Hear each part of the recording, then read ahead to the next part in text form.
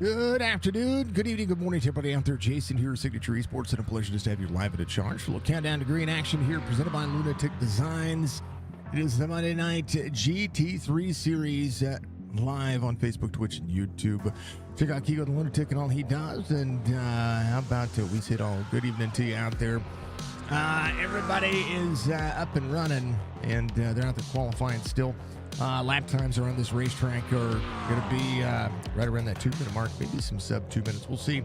But it's going to be a night ahead of us. It is a night ahead of us. It's a night ahead of the drivers, not necessarily us. It's the drivers. These dang old drivers are in for a treat. That's for darn sure. We're going to be running the Sebring International, home of the Rolex 24, the Sebring 12-hour, and the Crown Jewel race, final Crown Jewel race of the season. 90 minutes, one faster pair, two sets of tires here tonight as they do run the nighttime sky, partly cloudy skies with a lot of fog. And you see the session. It's pretty dark out there. So we're gonna see what these drivers can do, and we'll try to keep up with everything that's going on. 3.6 mile length racing surface. Excuse me, had some bitter. 17 turns total, and the Sebring International Raceway looking at pretty darn fantastic so far. So we'll see how the drivers fare out when it comes to qualifying. We'll check in a little bit. Chopp'N Up podcast is the title sponsor here for this series. You want to make sure that you go over to youtube.com/chopchop_TV to watch any of the podcasts that they've done before. You can also follow them on social media as well. Chop Racing on Facebook. You can join their Discord and get out there and have some fun with them. Duff Farms LLC on board with them, of course. Ball Status B&B Music Admin Box Track Racer. Chopp'N It Up, of course, has Premier Racing Chop has Premier Racing setups on board with them as well. And then just kind of everybody doing their thing. 90 minutes. It's a long time to be at this racetrack, but we've called the Rolex. At one point was the home of the Rolex 24. We've called the Sebring 12-hour race a couple of times here. It is absolutely a blast out of the Highlands County area in Sebring, Florida. This Florida racetrack has been alive and well. It used to be, I think still to this day, there's an Air Force base not too far from it. I think it is an Air Force base now. I think it was the Army. An Army airfield at one point, and if my memory serves me correctly, this is just about it's not far. It's like an hour's drive from Orlando, I do believe. So, it's cool. It's really cool. Endurance races are massive when it comes to tracks like this, and seeing the racing surface just kind of be how it is. It's crazy.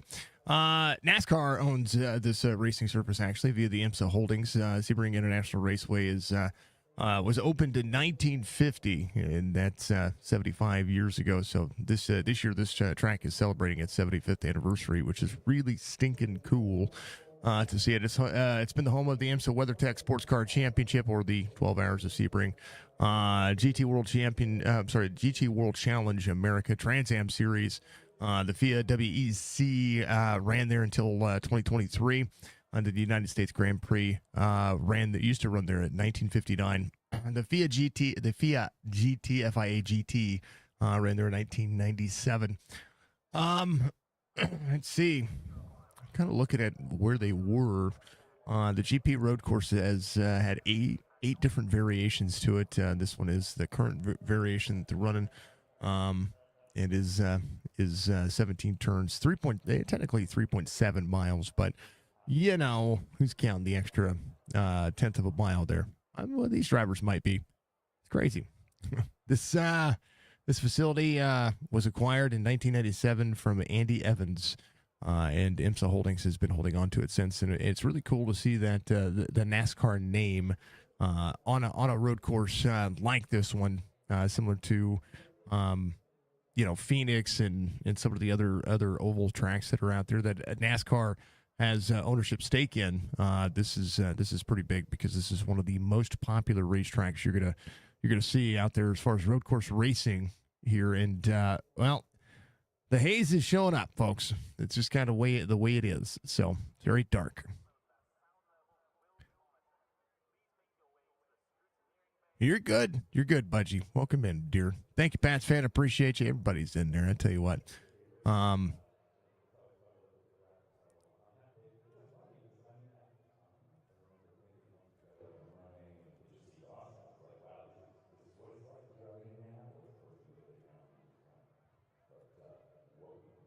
All right. Here's what I'm going to do.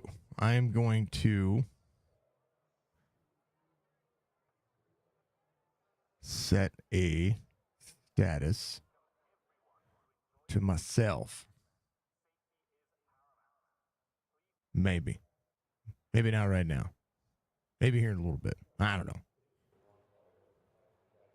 So yeah. This is the light of the world. It's gonna be good. How about we do the starting grid? I'm back on SDK for a little bit until we get the. I want the full overlay package to work properly between ATVO and SDK. So tonight we're going to be running. Excuse me. We're going to be running just the SDK side of things. So if things are a little bit small, do apologize. We'll make sure that we try to keep up with it as much as possible. David Snyder's going to be your pole sitter tonight, as Wesley Strait will be your outside pole sitter. Michael Caffrey, Tyler Habit are going to be up at number 2. Theodore Cito is going to be out there with Anthony Crown over row number 3. Philip Caffrey, Brad Dev, row number 4. Jericho Morley is going to be out there with Nathan Bigart, row number 5. Michael Strickland, Pat Green in row number 6. Final row on this one will be Mr. Robert Church, if I can get the starting grid to do what I want it to do. There it is. It is this is the road side of things, so there's a lot more buttons for me to navigate when it comes to the way that I have iRacing live timing set up for SDK. These drivers are going to be looking for a lot of pace, a lot of season, a lot of series, and just a fantastic look into kind of how this race has been. The GT3 Series point standings. Let me make sure I get this all saved. 136 points separate Nathan Bigart and David Steiner. Anthony Crownover took up third last week. Has been pretty well on board with knocking things out of the park. Let's put these back in there real quick. We want to make sure that the points, doth show up. And center screen, and bam, there it is. Nathan Bigart, 6'10" over the 474 of David Steiner. Anthony Crowder again third in the point standings.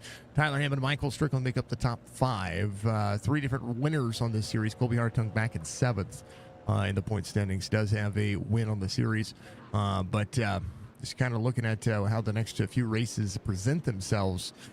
These drivers need to have good finishes here. If they don't have good finishes, there's no chipping away Nathan Bigart's lead here in the car field. The car count being a little lighter means just that. It means that there are less points to give up for all these drivers. Again, thank you to Chop Shop, thank you to Chop It Up Podcast. Of course, thank you to all the fine folks that help out Chop Shop Racing and all that they do. We're going to be less inclined to do some of the other stuff. But it's going to be good. We made some posts today on social media on our Facebook page, giving everybody insight to our schedule that's going on right now. It's crazy. Looks like cloudy, rainy, dark. No, there's no rain in the forecast from what I've gathered. But I will tell you that the fog and the nighttime is even on my end is making it difficult to see. But these drivers will be driving by headlights. That's the way I look at it. That's the way I see it. Big pace lap around this one. We'll see an hour and a half of racing for each one of the drivers as we get ready to look forward. Here's Brad Dove, and these cars are amazing. This track is amazing. And I've watched this race through 12 hours of racing, and it's pretty awesome as well. So, all right. Driver cam. We got a moment. We can show Teddy out there. He's ready to rock and roll. That is Theodore in the Mustang this week. He is going to be hard pressed to not be the guy to beat. He's getting faster each and every week, and I like it. So much love to the old 12.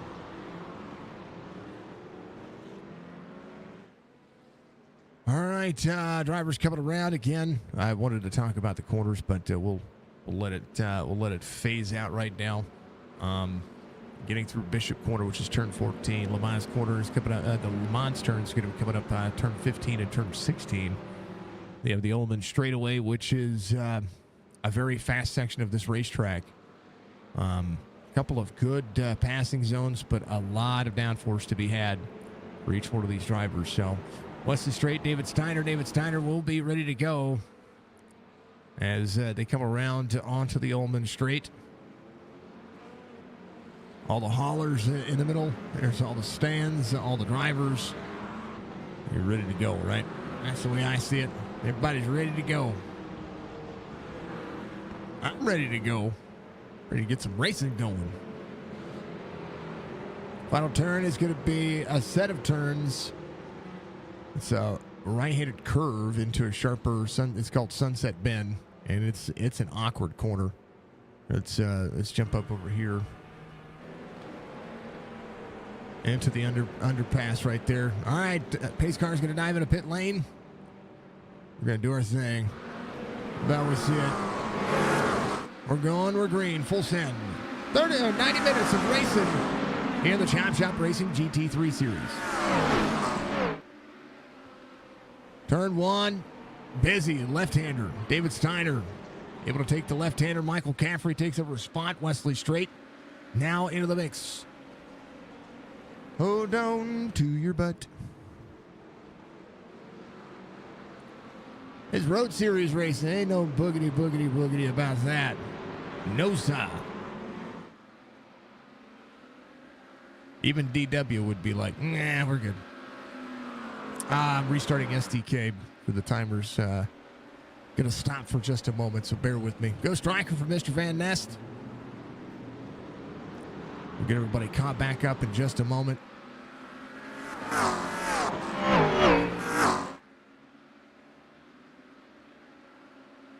And bam, there you go. All right, everything's going to wrap itself forward. David Steiner out front. Caffrey in second. Wesley Straight's going to be in third. Nathan Bigart already up 5 spots in this racing surface. Somebody that I was expecting to see here would have been Kobe Hartong. Kobe must have some things going on. This is one of those racetracks that I would have pegged him for having a good time with. Anthony Crowner off to the start of the race.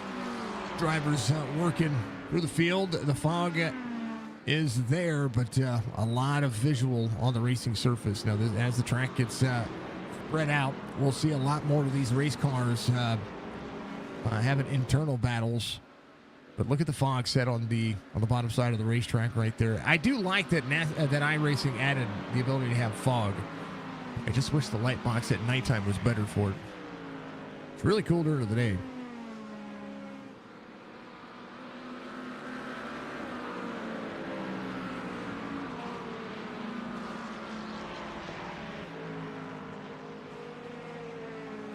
Checking in, Giro Morley back here in the Ferrari has Robert Church right there with him.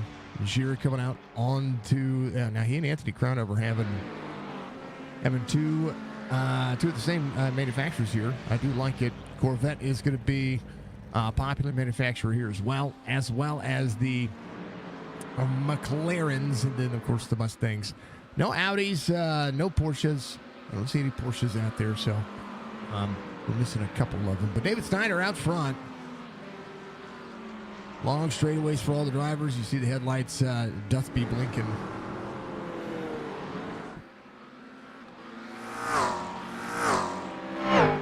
Everybody having a good day. All right, David Steiner on board with him right here as they get up into the turn 10 down into the sweeping corner of turn 11, which is called the Collier.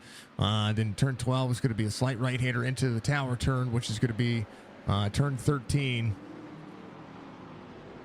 A straightaway section with a dog leg to the left, which is the Bishop corner, turn 14. And a little bit of the pace for David Steiner, 140 miles an hour.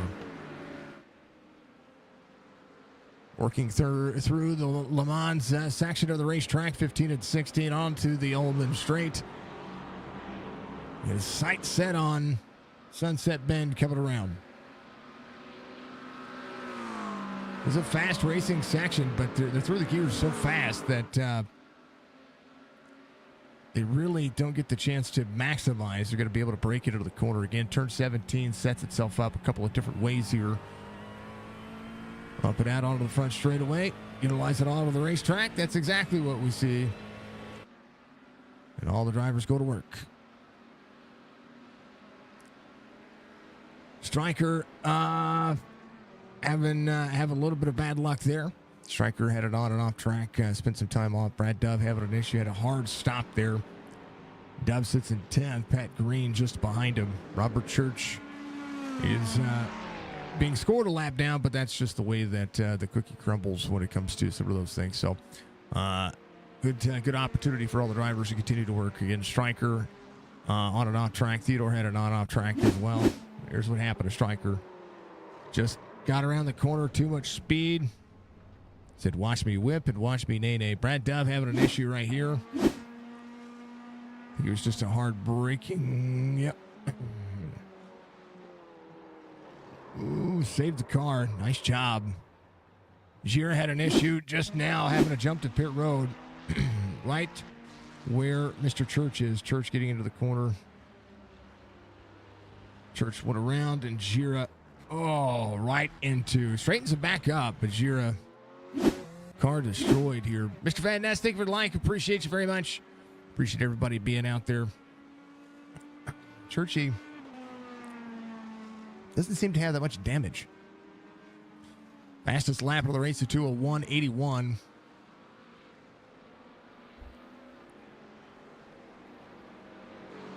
And we're 5 minutes into it. Big Art sees Teddy just ahead. I tell you what, I can barely see anything on this one, but here's what it looks like. I did not look at the timeline. Let me look at the pre-race narrative here.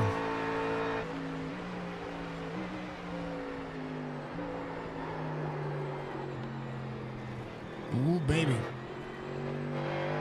That's Theodore. Sees Big Art go around. Pre-race didn't have a pre-race for today.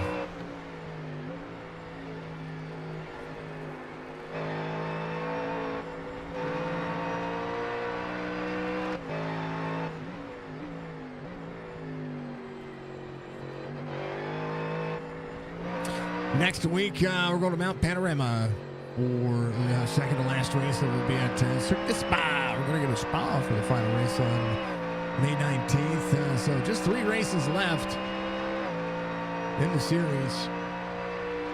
Big Art 202.62. So we're seeing David Steiner with a good setup right now. Able to try to extend. And everybody holding on. About them apples.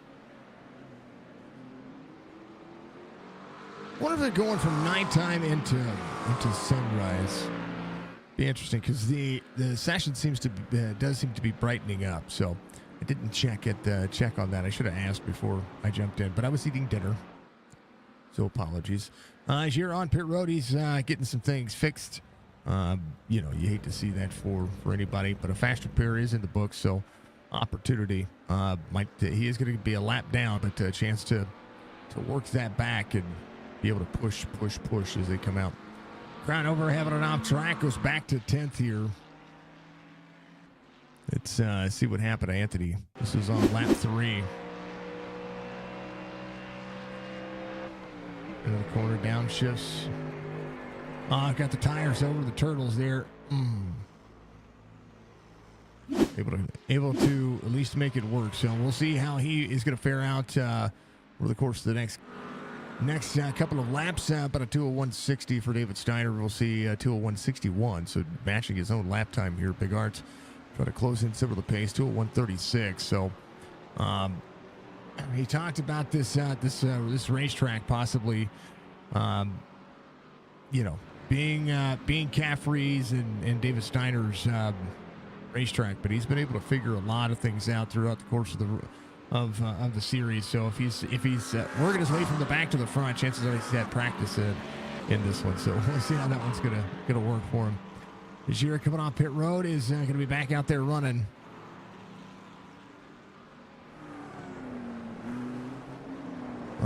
Philip Caffrey back in fifth. Tyler Hammond off two. Try to work back forward. There is Pat Green as the race continues to move on. This was thing on exciting. See where the racing is showing up here tonight. Philip Caffrey, Tyler Hammond making that one work. And if you're here for immersion, well, you're getting it. That's for darn sure.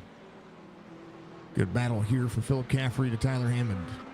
Hammond in the Corvette to try to work back. Churchy having it off track. He seems to be all right, though. Stryker. I think Strickland had I don't know if he had a big blink there. Maybe a DC. Something happened there. That's for sure. But David Steiner, 4 1/4 to Nathan Bigart. We need to try to maximize what he's got. 2 seconds the gap between he and Caffrey. Mr. RB, thank you for the like, sir. I appreciate you. Ijira on and off track one more time.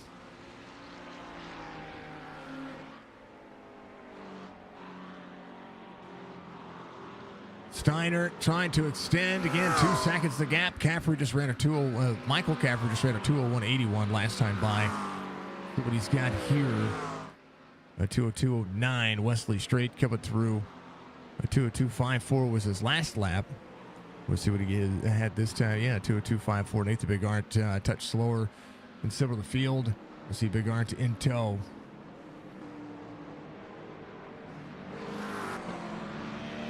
Trying to be smooth. The driver's working. Isn't that cool? Oh. It'll watch the right side, sitting that bottom of that racetrack on these cars. They can tear the car up, especially when you drag the splitter off. It has a tendency to have some issues. So we'll see how that one's going to fare out. Churchy back up at a rolling. Jira getting around Stryker. I think Stryker is he's either sitting on pit road or he's going to be out of the race. So might have had a DC moment.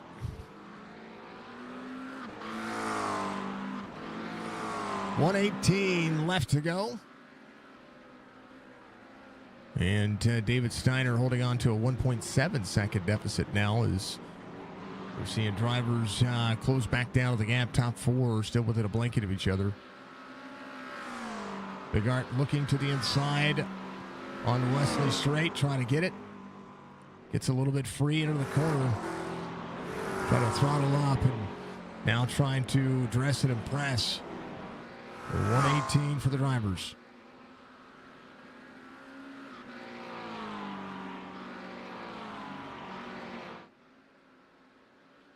Three McLarens, 1, 2, 3 right now. Wesley Straight.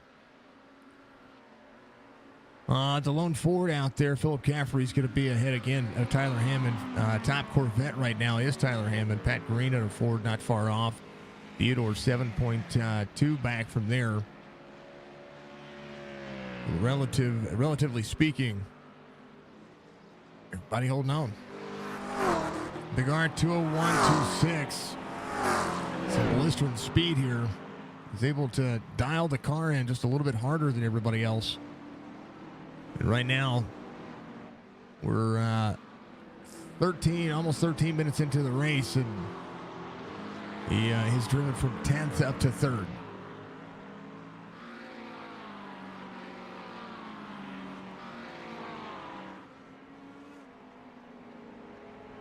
Will Caffrey, Tyler Hammond still putting on a battle. Pat Green, 2:03.73, his last lap. Wesley Straight still keeping it close, about a second back from Nathan Bigart. And everybody doing the deed. All right, I'm going to let it have at it for just a moment. 1:16 left. and just over 100. I'm sorry, just over an hour and 16 minutes left here at Sebring. Nate on a mission. He's not on a mission. It's just kind of what he does every time.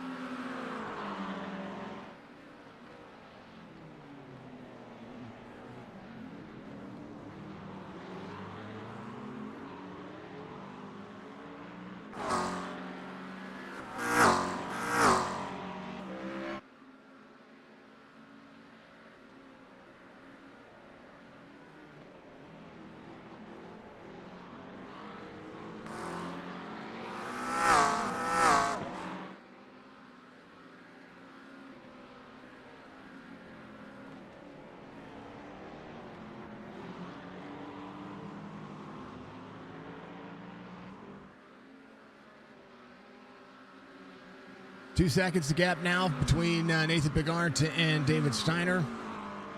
2:01.96 the last lap for David Steiner.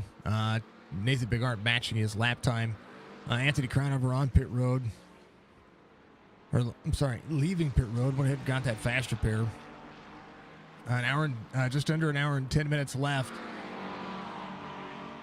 And David Steiner about to be under pressure from Nathan Bigart once again. Church on pit road.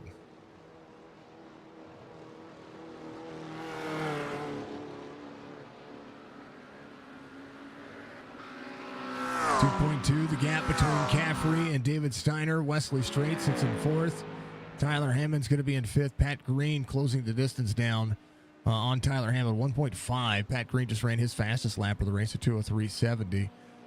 As they come around turn 17 onto the front straightaway here. Stryker able to jump to pit road. So he is going to get back out there and run some laps. Let's see what he can do. Gira back out there as well. He's just about a lap and a half down currently right now. We'll see the 25 not far off from him. So Gira trying to get a touch faster. 2:10 his last lap. Matt Rude, thank you, sir.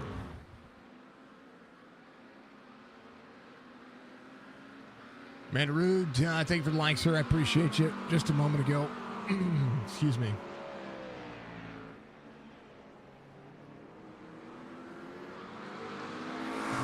Cue the Jaws theme. I don't know.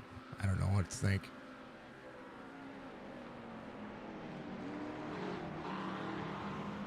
So it does look to be that the drivers are getting a little bit of sunrise on this one. Fog just desolate here.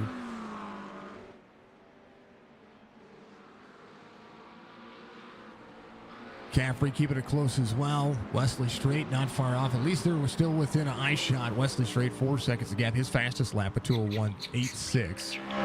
Steiner at 2:02.20. His fastest lap at 2:01.60. And just not able to keep the same pace that Nathan Bigart can. And when it comes to the setup or how are they. Now, this is an open setup league, so a setup. If you can make a setup drivable, that's what we're seeing. So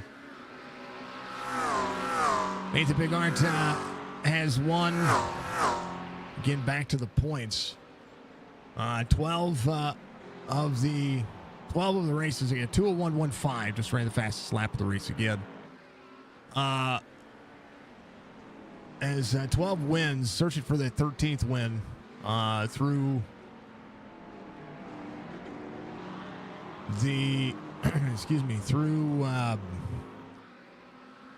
Through 17 weeks. So only 4 races that he has not won, and the races that he didn't win, either mistake was made or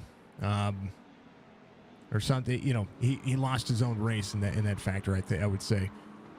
So outside of that, it's been the 01 show. Caffrey 2:01.62, matching his lap times right now. Churchy going back down to pit road again. Stryker back out there running. It's going to be 6 laps down, but be able to get the car rolling. Hey, you hate seeing you having a DC section. Just it's unfortunate for any one of them. Owen looking to try to make the pass on the 63. And Nate's got a lot of talent, and I'm not knocking Nate's talent.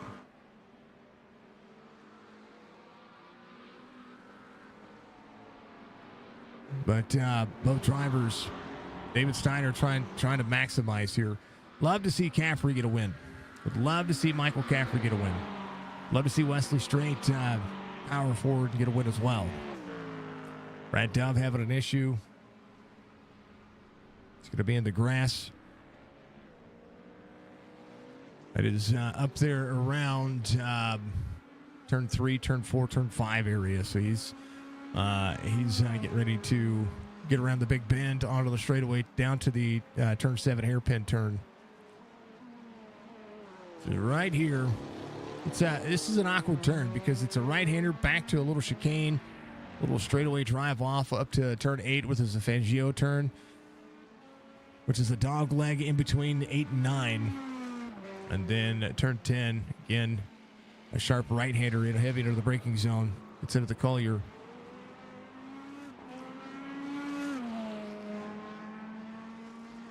Turn 12, the short straightaway into the turn 13.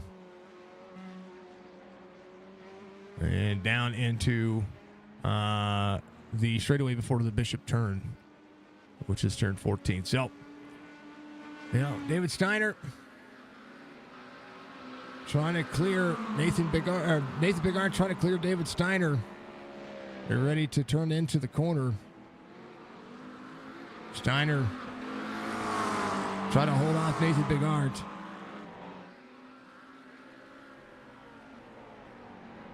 Nathan just he's got the speed. It's one of the things about Nate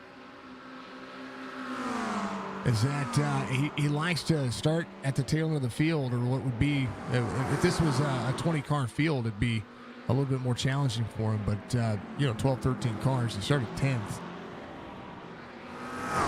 So it's impressive to see him be able to get around the drivers, but he does most of that in the first corner. So he's going to make the straightaway drag work here. Into the corner, both drivers are. Drive off for the 01. 63 able to defend. David Steiner with a crossover onto the front straightaway. So there's your pass for the lead.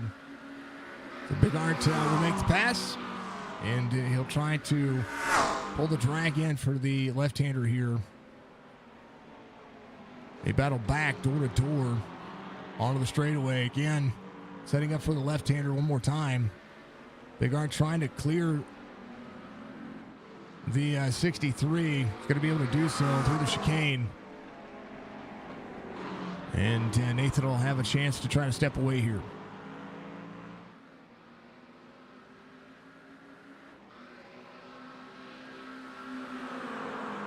.102, just under a minute 30. I'm sorry, minute 3 left, and it took 13 laps for Nathan Bigart to try to push away, and that's where he's going to be at now.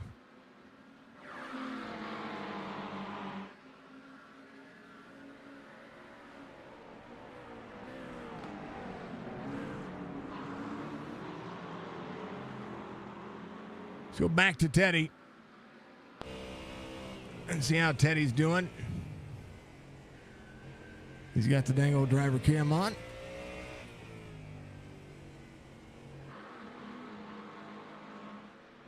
Just got up around turn 5, now in turn 6. Crownover and Dove having a little battle back here, it looked like. Check on that. It's just rolling. He's in 7th. So Crownover gets around Brad Dove. This is the battle for 9th. Crownover needs to try to step up. Philip Caffrey, the next driver. Ooh, Philip having some issues. Just right there in front of Stryker. Stryker just ran a 2:10.06. Brad Dove gets around Anthony Crownover again. So Anthony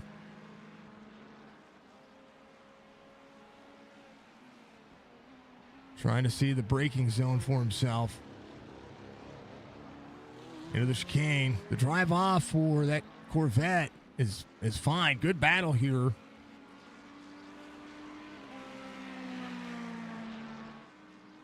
Crownover trying to shake the draft of the 10 into the braking zone. We've seen Brad Dove get a couple series off track. So is Anthony Crownover. So Sebring being just a little bit forthright. Now they're dragging each other back. David Steiner half second, the gap between he and Nathan Bigard. Nathan starting to pull away. 2:02.14 last time by. Steiner 2:02.64. Caffrey 2:02.20. Wesley Straight, the fastest driver last time by. He's going to be in 4th. He's closed in some of that gap between he and the drivers ahead of him. So he sees these drivers just in front of him. It's a big racetrack, big flat racetrack as well. Without the elevation changes, you can see a lot of the drivers that are around you. And a 3 or 4 second gap looks a lot less intimidating than anything else. Philip Caffrey having an off track. Looks to be fine, though. Right behind him is going to be Michael Strickland. Jericho Morley is right there as well. See Brad Dove now lose a little bit of ground to Anthony Crownover. Michael Caffrey off track. Coming to pit lane. Here's what happened. Came around, I think he hit the grass. He did. Yep. He's fine. He's fine. So they'll see a couple of pit stops here, and it's going to be about when they get in, when they take tires. I think that car is, he's seen some days, so he's only in 4th.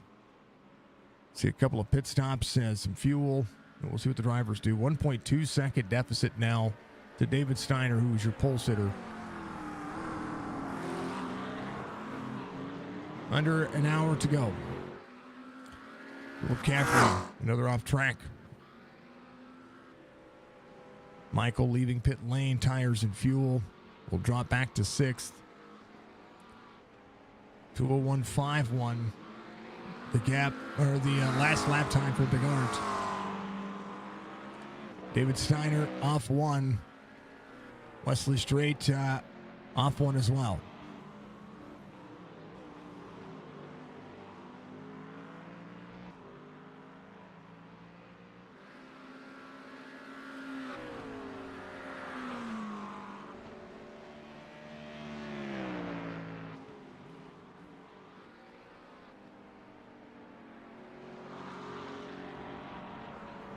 Dieter coming to pit road.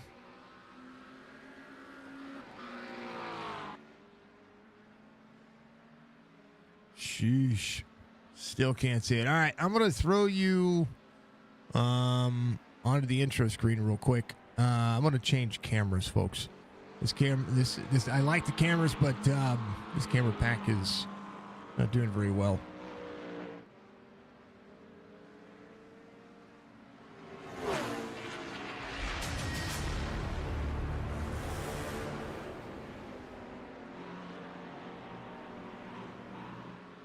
All right, I fixed it.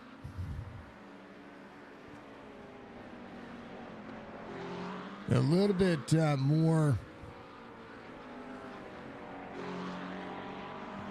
of a level camera here, which is what I wanted. I wanted to be able to be above the drivers a little bit. I have a couple of different camera packs for this racetrack. This one's a good one. 1.7, 2:02.01 last time for David Steiner. Tyler Hammond just ran his fastest lap of the race, 2:03.19. Tyler trying to close back down to Pat Green. He and Pat Green closed in the distance, so Tyler getting a touch faster. Top 5 night for him so far. Caffrey coming back to pit lane. Makes me wonder if this is a pit road violation on the exit here. I don't see anything else that might have happened. Anthony Crownover came and got his fast repair on lap 9. He's got a 5.5 second gap now to Brad Dove. Crownover 145 needs to run the 2:02s. His last lap of 2:03.72. Caffrey maybe touching on fuel, not quite sure. He leaves pit road, maybe a drive-through. He did sit in his pit box, so. Half the track looks great. The other half is smothered with fog.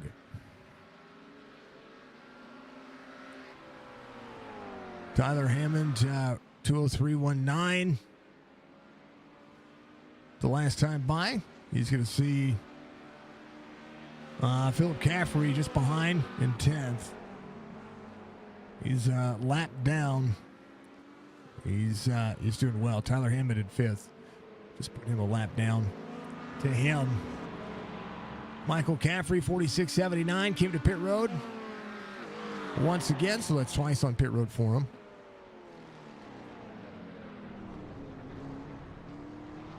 And trying to work forward. Churchy in 12th. Trying to manage the car right now.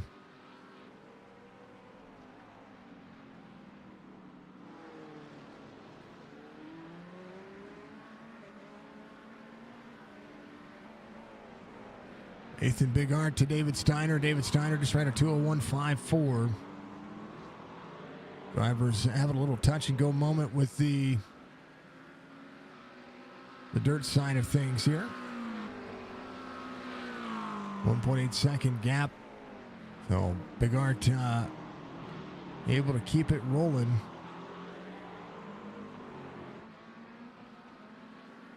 Steiner, 54 minutes left.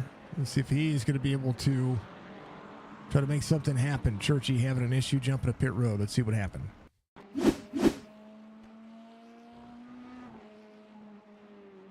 Sets up. There was a tarmac section right there, and then just the car spun around. Well, he didn't take any damage there. He could be frustrated. I mean, we all get frustrated with that.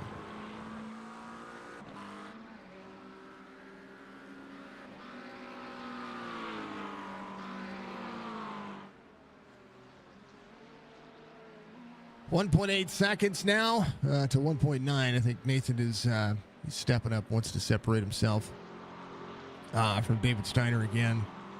David up into the throttle, trying to work out here on the front straightaway. And unable to suck up to the draft. So David doing what he can. 2:01.71 at a 2:02.06 for David Steiner. Western Straight 2:01.93. Find himself a top 3 night. Pat Green, his last lap, 2:03.81. He and Tyler Hammond have had a good race going on here. Very close race.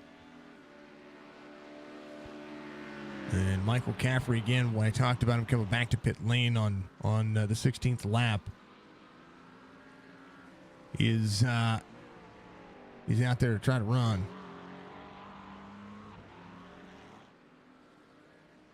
Drivers will need to pit for fuel. That'll be a mandatory pit stop.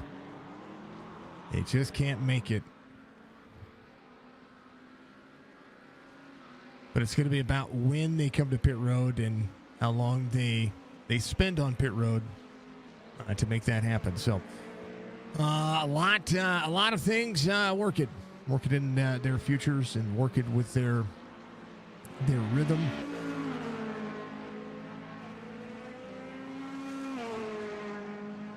And we'll check on the drivers. There it is. Closest battle on the racetrack. Pat Green doing what he can. Pat Green, his fastest lap on this racetrack is about 3/10 of a second faster than Tyler Hammond's fastest lap. So if Pat Green can put together those laps that he needs to and run the 2:02s, he'll be able to step away from Tyler Hammond. But Tyler's running a smart race right now. He's been able to keep it close. Strickland out there running. He's 6 laps down, but he does pick up a spot over Robert Church as Church gets the tow to pit road. Gira only 3 laps down, the number 10 car. Out there driving that Ferrari. Philip Caffrey holding on to what he's got. Anthony Crowder, 153 back. He's going to have the race leader not far off of him. Again, 1.7 second deficit here. David Steiner working in. What's up, Brian? How are you doing?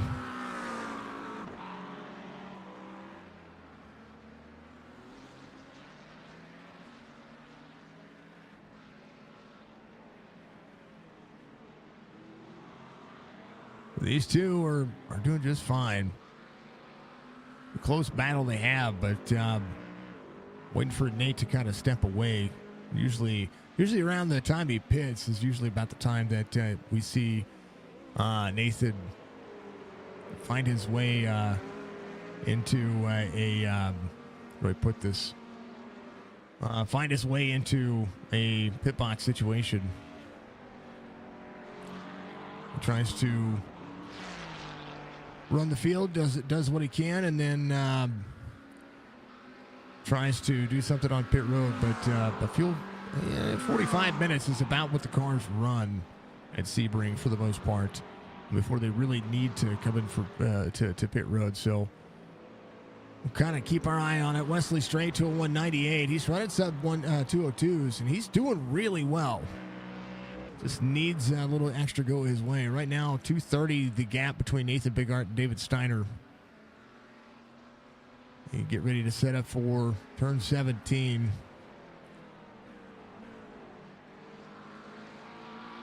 Nathan able to work. David Steiner working. These two still going at it. Still 6/10 of a second separating these two. Anthony Crownover, 202.73, just ran his fastest lap of the race. Figuring a thing or 10 out. Wesley Strait just ran a 201.54. So he's getting faster. 2 minutes, 2 seconds flat for David Steiner last time by. Bigart to 201.46. So Wesley got a good setup on the car. Hopefully he's good to go. We'll see how he fares out throughout the rest of this race. We're about halfway through the markers. These two still. It's crazy how much drag the fourth and fifth place cars have been able to have. Tyler's been able to keep it close because of the straightaways. Pat Green up to fourth has been doing himself, a solid here.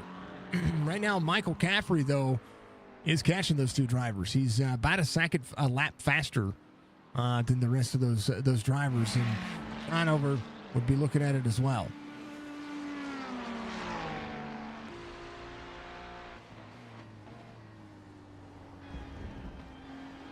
Oh, Stryker off track there.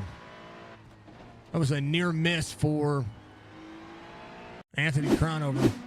Stryker gets into, excuse me, that's after the corner, just gets flat out with it.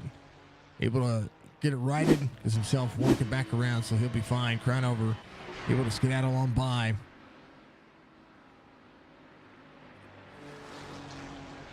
Crownover up and around turn 17 onto the front straightaway. That was a close call for both drivers. Stryker able to save it though, so that's a big plus for him. Wesley Strait coming to pit road. We'll try to manage the cycle. 45 miles an hour, the pit road speed limit. It is what the limiter sets itself on when you come down pit road.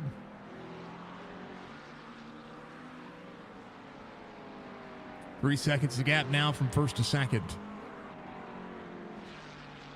Pat Green coming around turn 17. Chance for him to cycle to third.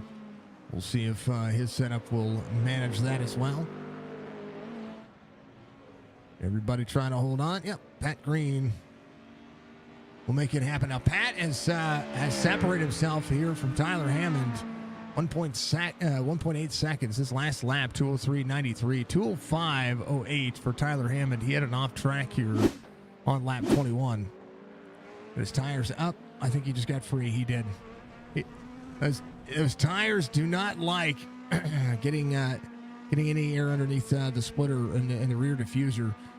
We put the tires up on that turtle. It'll feel like you're driving on ice.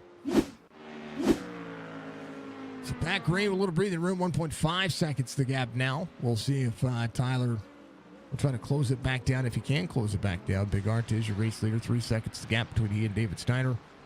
That is the racing so far. So far, it's magical.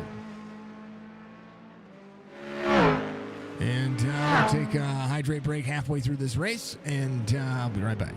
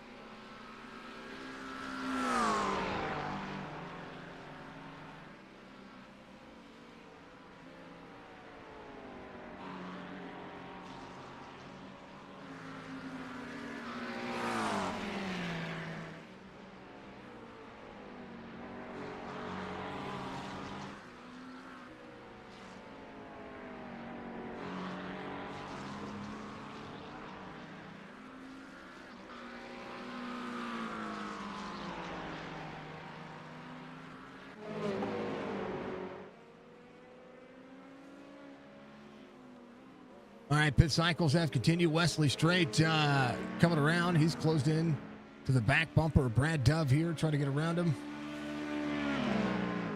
Wesley to the inside. These drivers looking at turn 17, side by side here. Bigart has gotten around Anthony Cronover. 5.5 the gap now between Bigart and David Steiner. Pat Green sits in third. I had not heard what happened at the Lake Ozark Speedway up in Eldon. Been missing a lot. I've been calling a lot of races, so I've been missing a lot of opportunities to actually go up there and do things at the track. Well, that's my own fault, though. Tyler Hammond, 1.7 back. Wesley Straight closing in 202.67. His last lap, 2:02.44 for Michael Caffrey, who was sitting behind. Does look to be Philip Caffrey here. Philip Caffrey in 10th. We'll see Michael look to the inside. Working well to each other. Gira on pit road. Stryker on pit road. Churchy again on pit road. 6.5 seconds the gap. And the way the race is played out, 2 minutes flat for Bigart. His fastest lap, 0.8 of a second faster than David Steiner's. 2 minutes flat, 72. So as things progress and things wear, that'll be where he's at. So David Steiner got to hold on to what he has, 201.82, and Bigart stepping away.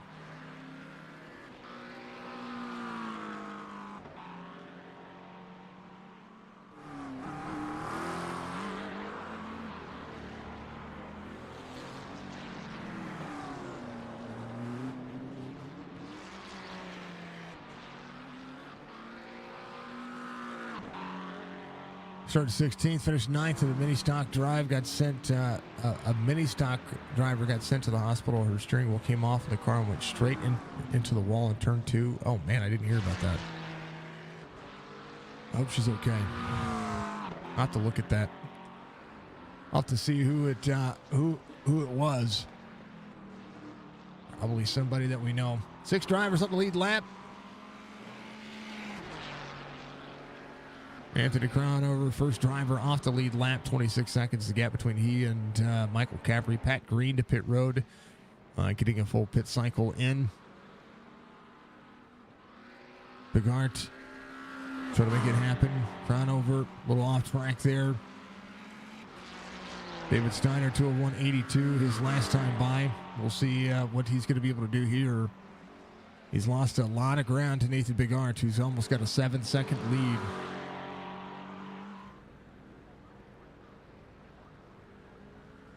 Utilizing all the racetrack. That's what they're doing. 35 minutes left.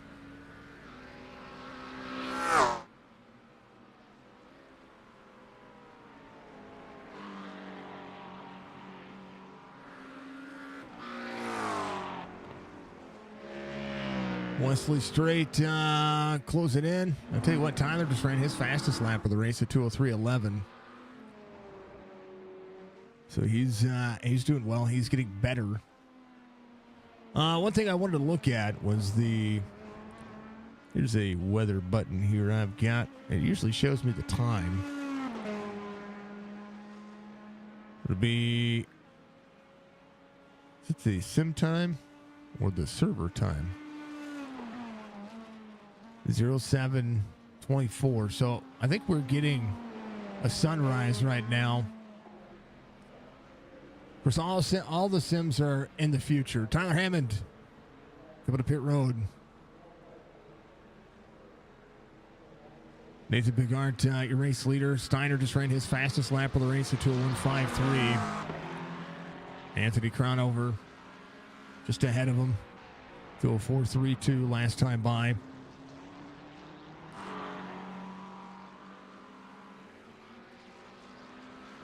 Into the Bishop corner.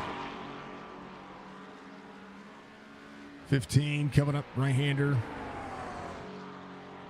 Steiner trying to masterfully work forward. Tyler Hammond. We'll see Wesley Straight go around. Wesley keeping on lap 21. Will Caffrey coming to pit road right now. He's been to pit road once already. But Nathan Bigart, 7 seconds. Almost 7 1/4 the lead. Steiner to the inside of Crownover. Making it happen. Pat Green came to pit road working at David Steiner. Work on what he's got going on. Fuel is going to be, the amount of fuel they put in the car is going to matter here. Seen fuel be the factor.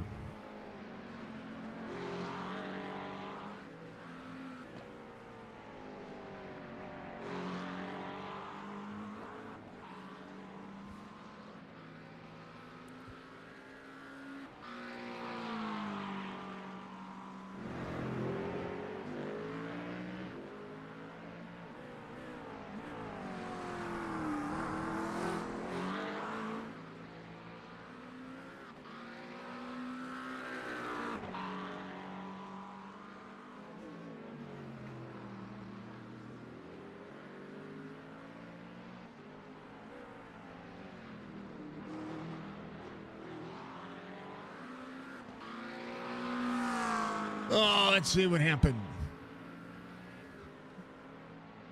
It was on, yeah. They didn't have anything on their Facebook page.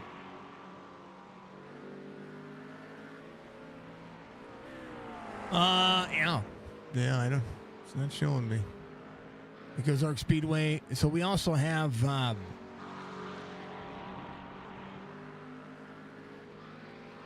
For those who don't know, we also have Ozarks International Raceway, which is a 3.97 mile length road course here at the Lake of the Ozarks. 19 corners, 1,200 feet of elevation change over a single lap. Lake of Ozarks Speedway is a 3rd mile length banked dirt oval racetrack. It's located in Eldon. I don't know why they didn't. I don't know why I don't see anything out there for that. That's terrible. It's terrible.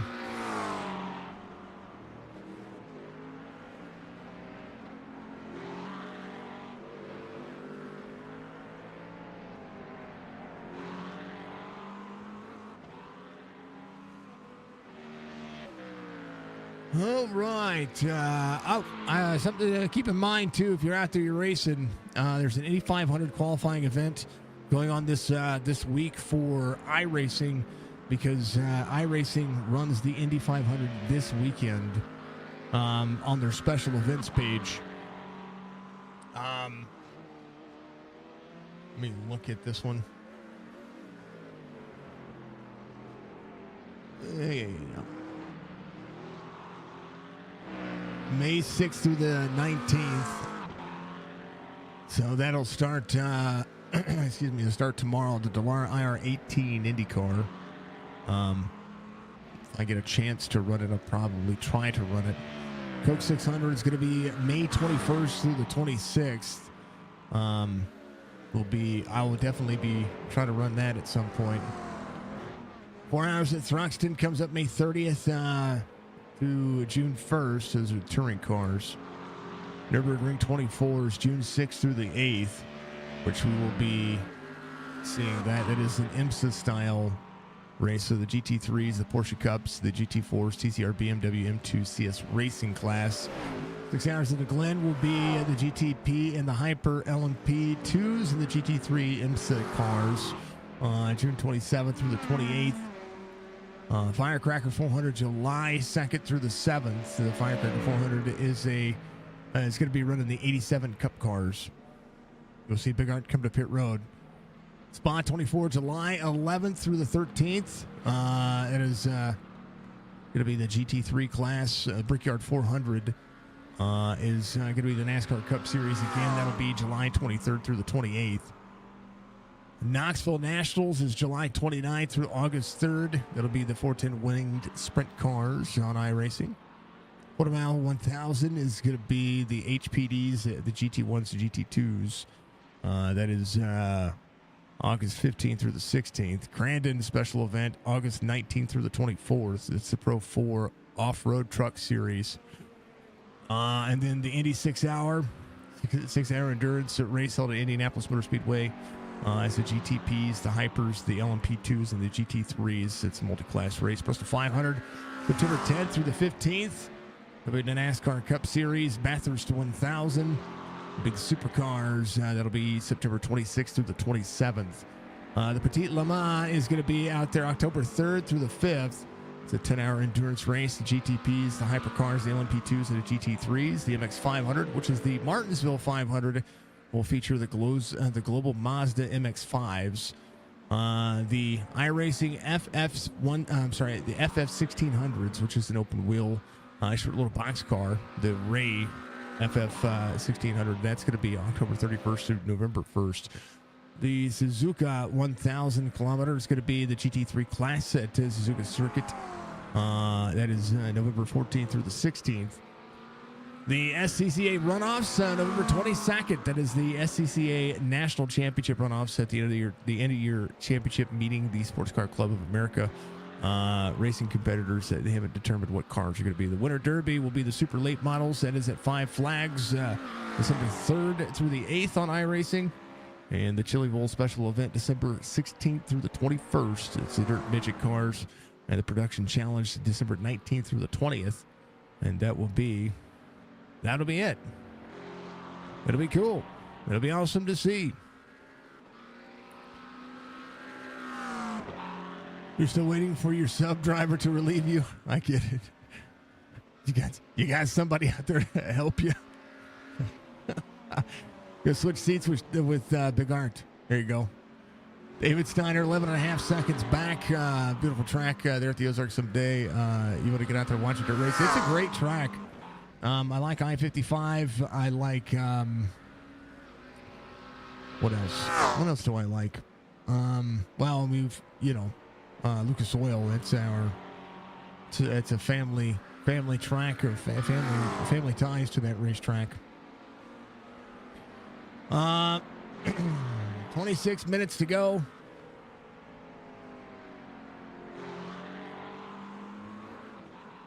Now 25 minutes. That's what it's going to be showing. 25 to go up there, folks, in the GT3 class. So bear with me on that one. There's no real timer to go on that one. Hold on. Can I put up the ticker? Let's see if we can put up the ticker. Ta-da! Bam! Yeah. That's lap 32. We want time, though. There we go. Let's get rid of the... Nah, it didn't work. Doesn't work. Let's throw this up. Bam. And then we'll change the theme so everybody can see something a little bit better. Yep. There we are. I don't know why that thing is so massively large. Well, that'll work. If you're out of the race, Stryker looking to pick up a spot. He is in the pit lane, in the car, taken care of. Oh, I do like the black track map there. That's pretty nice. I do like the WEC. I just wish the session state was, or the line wasn't so across the screen there. What is up with that? Yeesh.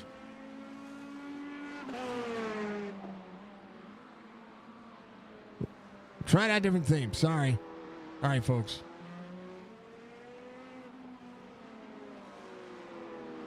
All right. 24 laps to go. We'll keep it right there. That'll be where we're at. Big Art, 11 3/4 of a second lead. Wesley Strait sits in third. He's had a good night for himself. Pat Green just ran his fastest lap of the race, 202.76. Theodore just ran a 202.76 as well. Dov has learned a thing or 10 about it. He's ran a 204.47. That's his fastest lap. McCaffrey 204.61. Might be trying to save a little fuel. He's got a 14-lap deficit on fuel for that top 5 spot, but he's been having to try to push here. Theodore, first driver off the lead lap. Pat Green just ran a good lap time. Big R top. Able to carry. Nice thing is you got the Chili Bowl 20 minutes from the house. That's awesome. Yeah, Chili Bowl is good. I know we're going to Jess and I are going September 27th, 28th. We're going to be in Kansas to watch the NASCAR race up there. That is it's a playoff race.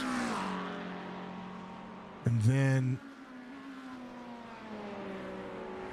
from there, we need to get up and go see a race up there in Iowa, timer 10. Pat Green just ran his fastest lap of the race again, 202.54. Theodore 202.76, matching his fastest lap time again. But he's getting faster.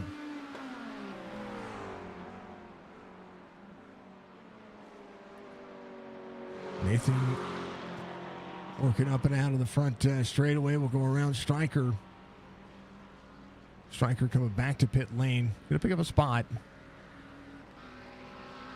Junior race, Churchy on pit road. It's 20 laps down, but make it work. You hope to be doing this series soon. Got to get off night shift. They've got 2 races left after this one for this season. If they do another series, you have to. Well, you're in their Discord, so if you're not in their Discord, then make sure you join the Chop Shop Discord if you want to be able to be out there with these folks. They definitely need a bigger field. They need a bigger field of drivers, and they've done very well to keep the 12, 13, 14, 15 drivers that they have keep coming back each week. And the drivers, every time we talk to them in driver interviews, they're all sitting in Discord together. They talk about how they just like to get out there and run and have fun. Which is the biggest component. It's a tough race to call when it comes to calling the GT3 style racing, because with NASCAR, with dirt series, with even with rally series, with the dirt, things don't have it. Even if they get spread out, there's always something going on. There's a lot more to talk about, right? With this racing, if there were more. If this was an IMSA style, there'd be more manufacturers to talk about. There'd be more cars to talk about. But right now, just the way it is. What's up, Tattoo? How you doing, brother? Good to see you. Welcome, man. How was your stream, brother? Those you haven't given a follow, you need to. 27 Tattoo. Welcome in. Thank you very much. What do you say, brother? How was your stream? Did you do well? Welcome in, Raiders. I appreciate you. T-Dobbs, what's up? Good to see him. We've got about 21 minutes to go in this one. Finally finished racing early enough to get in here. That's awesome. That's awesome. Well, we're also about 10 minutes past what we would normally be racing. They're running a crown jewel race here tonight. So they're about a half an hour longer on their race tonight than they normally are. So, which is cool, because it gives us an opportunity to call a little bit later a race on Mondays. Sometimes we're already getting ready for bed. Or we're into driver interviews. Those things. Yeah, make sure you guys get out there and follow Tattoo out there. He races for good causes, and he's a pretty solid guy. Sam says next season, yeah, man, get out there, go give him some love.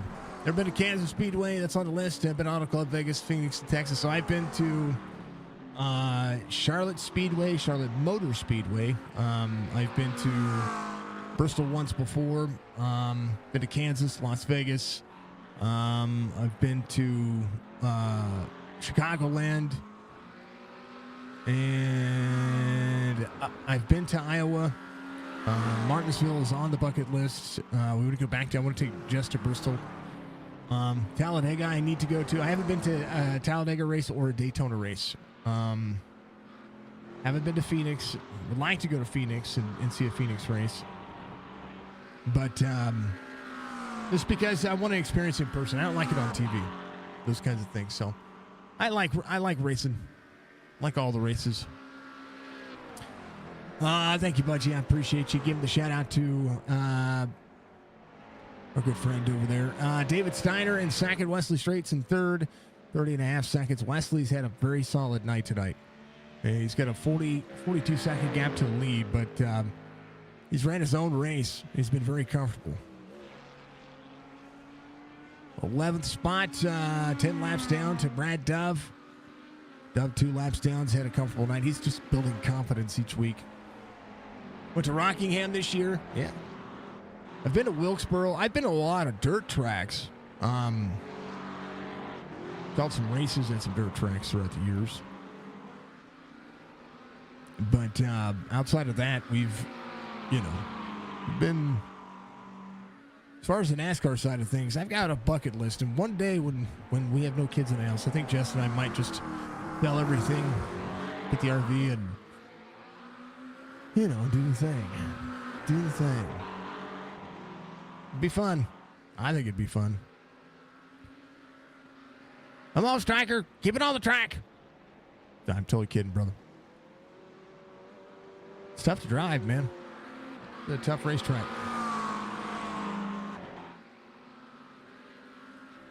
And in the 17 to go mark, completing 36 laps here. Bigger racetrack, almost 3 3/4 mile length. 17 turns. Sebring is it's massive. It's a beautiful track too. The fog is just not lifted. Phoenix old track style was better. Yeah. Having the straightaway at the start finish line was more interesting to me. What?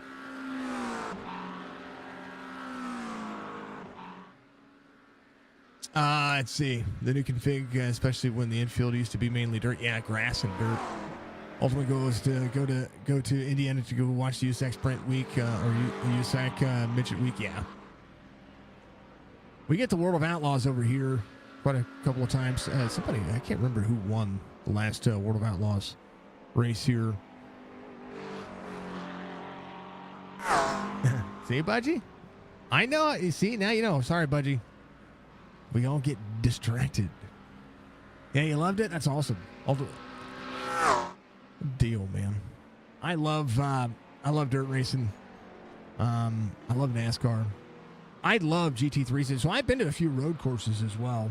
I forgot about Watkins Glen. We've been to I've not been to Sebring. Been to a couple of Italian tracks.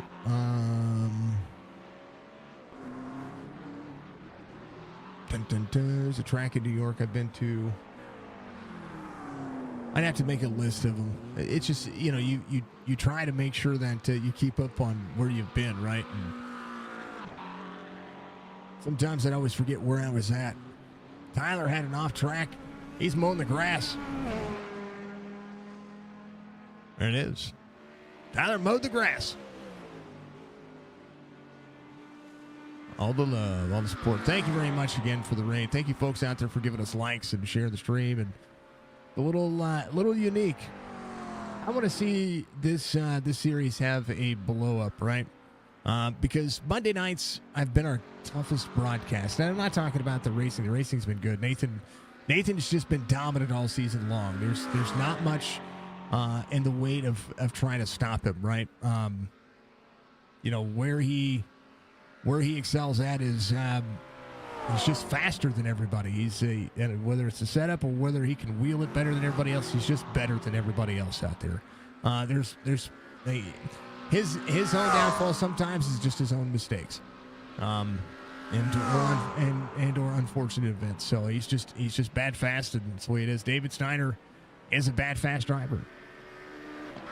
He's a lot better at this than I am, but Nathan just has had everybody's number. And he's on his way to his 13th win on 17 races so far this season. He needs more competition. And everybody else has been racing each other, and they've done a phenomenal job. Wesley Strait, does a great job at this racetrack. I knew that he and the Storm Racing Group would be very competitive because they really like this racetrack. They've done a great job. Caffrey rebounds to fourth. He was up inside the top three. Just things happened, and Caffrey's again. I talk about top three cars. He's usually a car that's up there inside the top three. Just nobody really has anything for Nate. Tyler Hammond on the lead lap.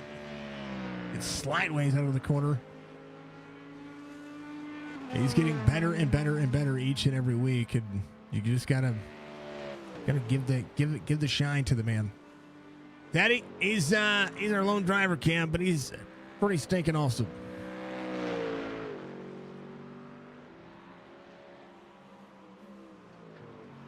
You'd love to get into this if your schedule at the beginning of the week wasn't so messed up. I get it.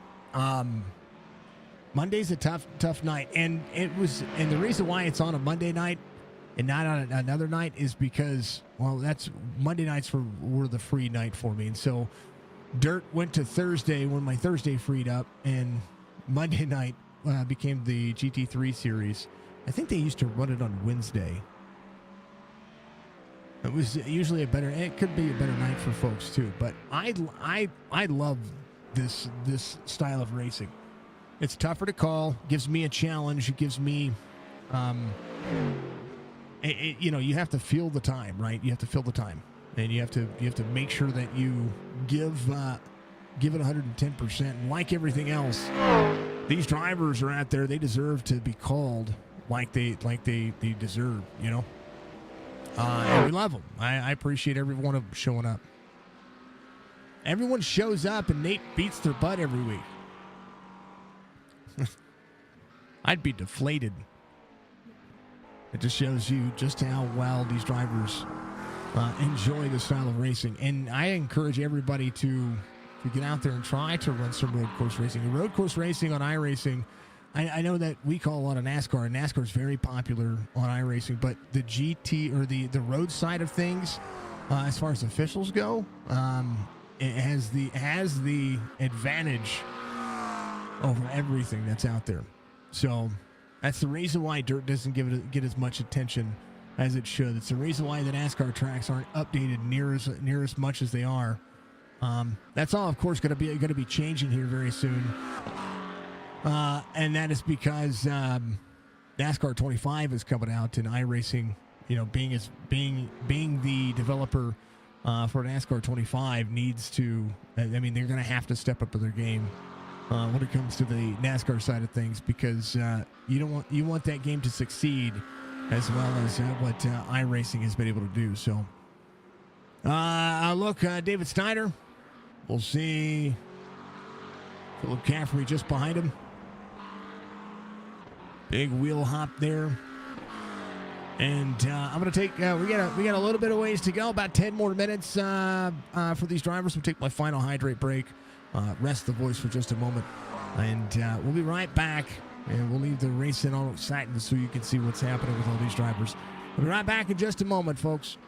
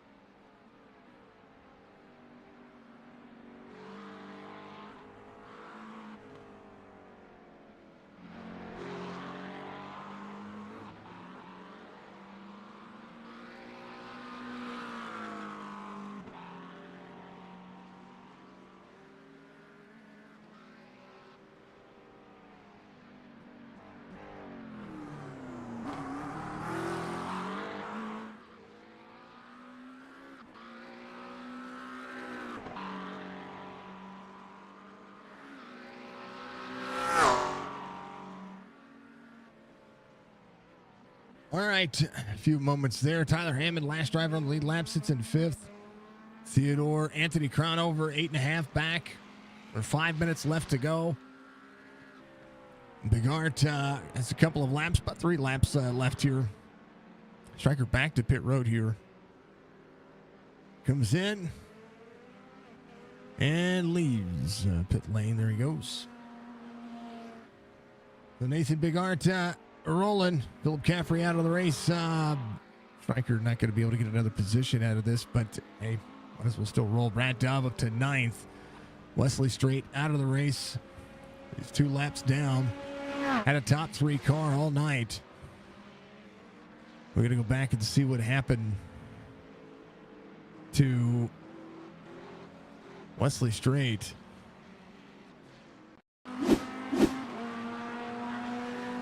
There's Wesley. I think I don't know if he had a DC issue or something happened. I'm trying to take a look yet. I'm not seeing Wesley. There's Wesley right there. And all of a sudden,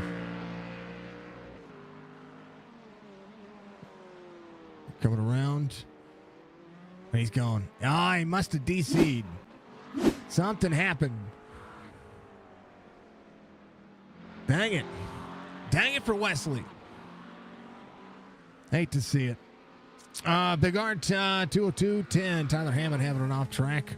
Through the grass, he's fine. Rolling back forward. Nathan Big Art to David Steiner. 11.5 seconds to gap. About 3 minutes left to go. 3 minutes, 15 seconds. We'll see a couple of laps for everybody. Brad Dove will take over 8th. As Wesley Straight had a top 3 car. Right now, Michael Caffrey, 128 back, 10 seconds gap between he and Pat Green. Brad Dove having an issue here. Bottom side of the racetrack, off of the side, able to make it work. Man, oh man. I posted our most of our MVPs for the week on Facebook. If you haven't gotten out there and followed us on Facebook, you have a chance to become an MVP as well, which is our top fans of the season or of the week. That is all courtesy of everything that you folks do. So interact with the streams and do what you got to do. Make it happen. It'll be a ton of fun. All right, turn 17 coming up. This should be your white flag lap. Final lap here at Sebring. It's been a foggy one. It's been an interesting race. And 10 seconds now the gap. David Steiner to Nathan Big Art. It's closing in, so Nathan Big Art there towards the end of this one. He spent 22.3 seconds on pit road. David Steiner, 25 seconds on pit road. Took enough fuel to be able to make this work. Nathan Big Art through turn 6 onto the straightaway. Took probably just enough. Last lap for Big Art, 206.11. David Steiner, 201.93. So Big Art might be on a little bit of save mode here. He should have enough, though. I mean, he's about halfway through the field. If he runs out of fuel now, it would be hard pressed to be that way.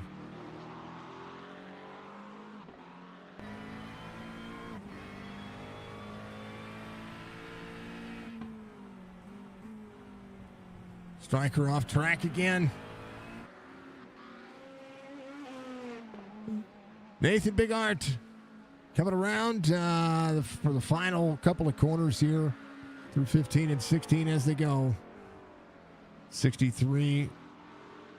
We'll see the 25 just ahead of him. Nathan Big Art coming around onto the straight for the final time. Looking at turn 17. We'll be able to coast here. He'll get his 13th win and all but solidify a championship. Almost insurmountable for the next 2 races. Tyler Hammond will go a lap down. So lap through 4th in an hour-and-a-half race. Nathan Bigard will win. Tyler Hammond will finish in 5th. David Steiner coming around turn 17. Brad Dove will finish in 8th. Steiner in 2nd. Michael Caffrey. There's a 9-second gap between he and Pat Green, but Michael Caffrey able to do it on a single pit stop here. The full car full of fuel on lap 16. 30-second pit stop. That's pretty insane. Stryker still up there trying to compete, trying to do what he can. Anthony Crownover will finish in 7th. He crosses the start-finish line. Michael Caffrey down into turn 14. He'll have himself a top 3 night. Barring a catastrophe. Anything can happen.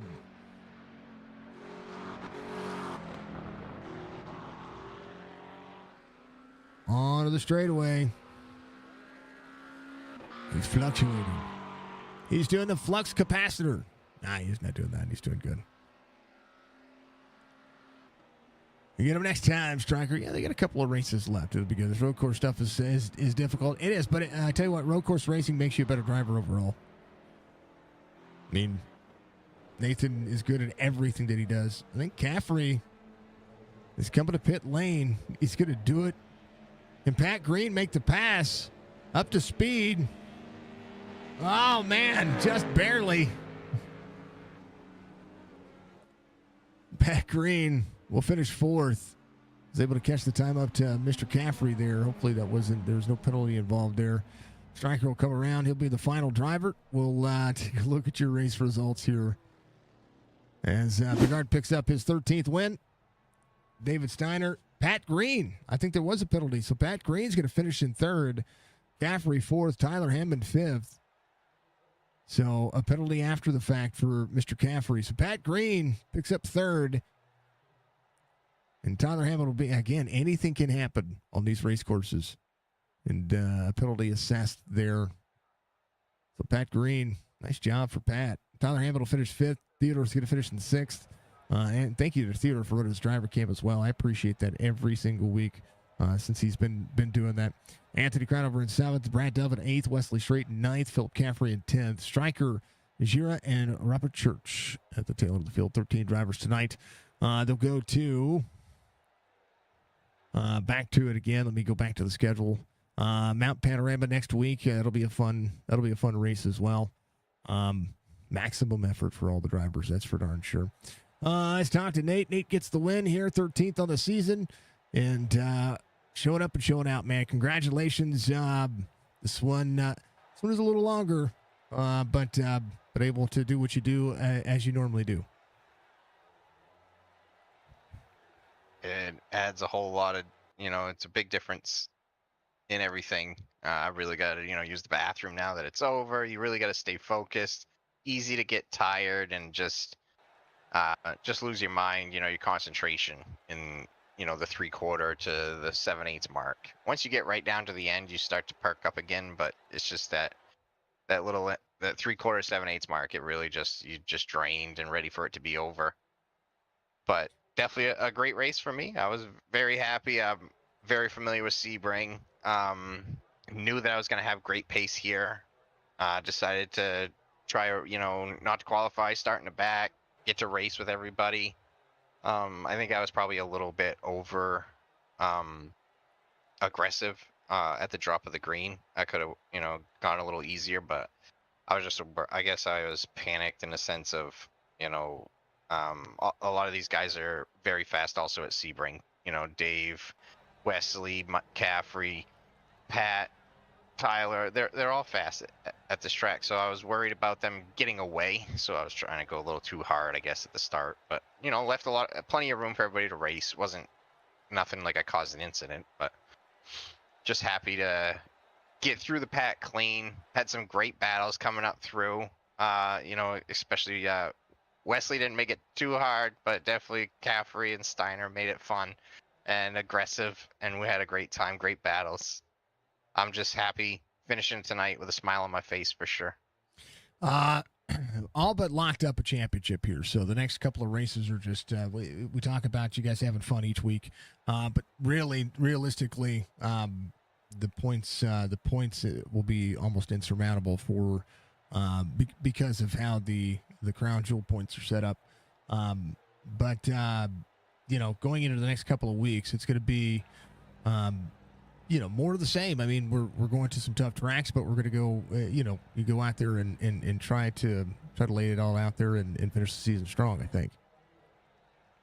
Yeah, absolutely. We're gonna try to get as many wins as we can, obviously, but I think I mentioned it last week in a sense of, I love Mount Panorama. I've done a lot of laps there, but I'm not confident as far as beating this group there. Especially if like Colby comes back. I know Colby's great at Mount Panorama. I was just telling Wesley, I know him and Colby are very good there. And then the Australians are obviously great there. So it's not going to be an easy takeaway win. I don't really have the confidence going into that race, so just going to take what I can get and then try to bring it to them hard at Spa again, because another track that I'm very comfortable at and looking forward to, man. It's a great set of tracks here that we're finishing off with. Very exciting, very lustrous and just awesome tracks. Yeah, yeah. This I'll have to say, and I'm gonna be very honest. This I couldn't see hardly anything tonight. I mean, I could from the I could, but I couldn't. It's so foggy, and then the nighttime with the fog, I was like, man, oh man. Um, how was it faring? Because it's different from the outside perspective sometimes. Looking on board with everybody, when I look on board, the way I have my iRacing set up, it's a little bit more clear. But what were you guys dealing with as drivers? Yeah, definitely. It didn't seem like it bothered anything. Like you could see the track fine. It was just more off in the distance. You could see that it was a little foggy out, but didn't hinder me at all. Didn't make any difference. You could see all your braking zones, all your markers, all the cars, everything was perfect. It just left a lot of grip on the track. That was for sure. It was fun. See, folks, they were fine. That's how it goes. Yeah, I don't know. I don't have anything else. It's hour and a half is tougher to call than an hour. I will tell you that. It is. Yeah, absolutely. It's tough. It's tough. It's the same idea in the car. Like I said, that after that hour, that next 20 minutes is tough. Yeah, yeah. There was good battles. Like Tyler and Pat Green for the longest time stayed within 0.7 of a second of each other. Those are the things that we like to see as the season's progressed. I know that you try to roll your way through the field, but these drivers are getting better around each other, which just makes a huge difference when it comes to the impact of how this race can and cannot be. Oh, absolutely. I made a comment earlier on in the race while we were doing laps. I got up behind Anthony Crownover and I was telling the guys, I was like, man, he's really going to be a threat if he comes back and we do another season. You know what I mean? He's just learning this road stuff. But when I got to the back of him, it was taking me forever to catch him. It wasn't like I drove right up to him. It was a couple tenths a lap that I was gaining. So he's getting better and better every week. And that speaks for the whole field that not everybody out here is big on the road racing. It's a lot of oval guys, but the ones that are starting to enjoy it are definitely putting time in and getting better every time. We got a lot of talent throughout, and it's been good to see, man. Nate, give a shout out. You get a victory, 13th on the season, off to the mountain. Yeah, just give a shout out to all the drivers tonight, man, doing a great job. Everyone that shows up supporting Chop Shop. Shout out to Chop Shop themselves, all the admins that do all the work for us to come out here and have a good time. Special shout out to Steiner, and man, it broke our hearts for Wesley to have that packet loss. He was doing great, deserved a top 3 tonight, but you just have mechanic malfunctions in sim racing, and it definitely sucked for him. So shout out to him for doing a great job. Shout out to the sponsor of the series, Chopp'N Up Podcast, all the sponsors of Chop Shop themselves, everyone that supports them. You, Jason Signature Esports, all the fans out there are supporting you and supporting us, and my number one fan always supporting me. Love you, Mom. All right, brother. We will. We'll see you Thursday. You running dirt? Probably, yeah. There you go. We'll see you Thursday. We don't have trucks tomorrow. Yeah, then. Yeah. All right, that's Nathan coming home in victory lane. P2 tonight had a strong car, strong showing. We always like talking to David, though, because David gives us more insight on the racing surface, on what he was doing in comparison to what Nate was doing. A little bit longer pit stop, but outside of that, there was, not much. Nate's an animal, but you're an animal too, and I say this each and every week. You guys just you put on a show, and your lap times are just awesome. What else did you need? But another P2. You have to say, I think that was, yeah, I'm happy with P2. To be honest, Jace, that was good. I was driving better average lap times than I had doing my long run pace sims before coming in, so that's good. But I think this is, in my opinion, this is the best race I've seen Nate put together. I think this is the best race I've seen him do. Yeah, he was another. This is Nate's playground here, isn't it? I thought so. I thought so when we had the conversation last week, I was like, I thought that he said that Sebring was not his. He was talking about Mount Panorama that is not his forte a little bit, but Yep. And I thought Sebring was the same thing yet until next week. Well, so here's the thing, and we'll come back to what you're saying. I don't want to interrupt you, but I will. But in my opinion, when you, from my experience, if you beat Nate, generally it's because he just hasn't learnt that track yet. But he'll get around to it if he wants to, and if he's got the time, and then it's a different story. Yeah. That's just the way it is with talented drivers, right? Well, and that was the thing I said during the broadcast. I said Nate's been very dominant this season, and he'll either figure it out. And any race that he has lost has usually been something, either, maybe a caution that kind of lands in his lap, or an incident lands in his lap, or it's been his own doing. Right?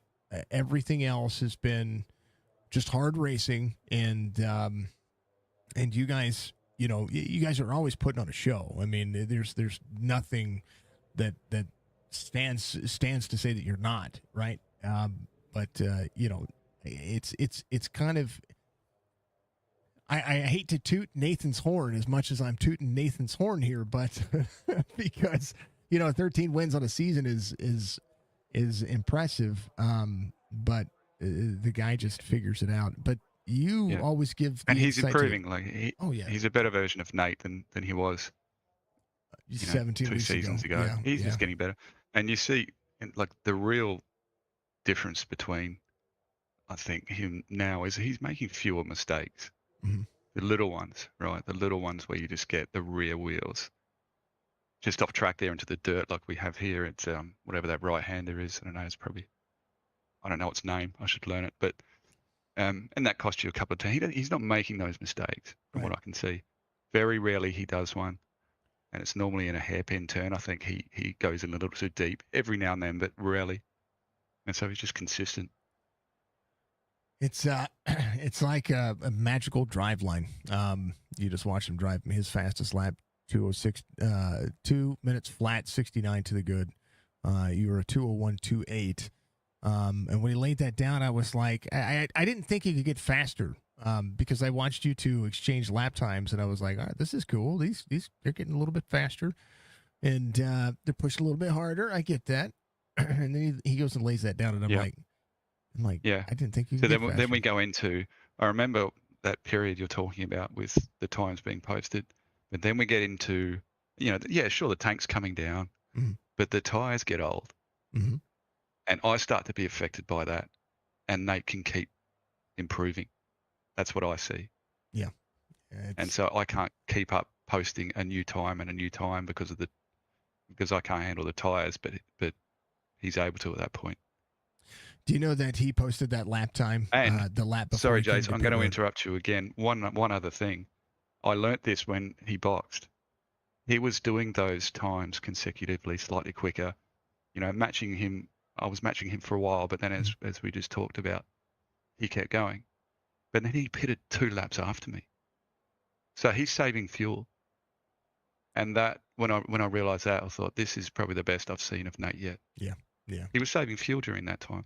I mean, I had wondered because I know that about 45 minutes is kind of it if you're going, and that's what I was saying. He posted his fastest lap on lap 29. He pitted on lap 30. Yeah, there you go. And I didn't think more than 28 was possible from my workups. You know, yeah, impressive. He did well today. he did Like I well. was happy with my pace, but with what we saw, Nate, that was great.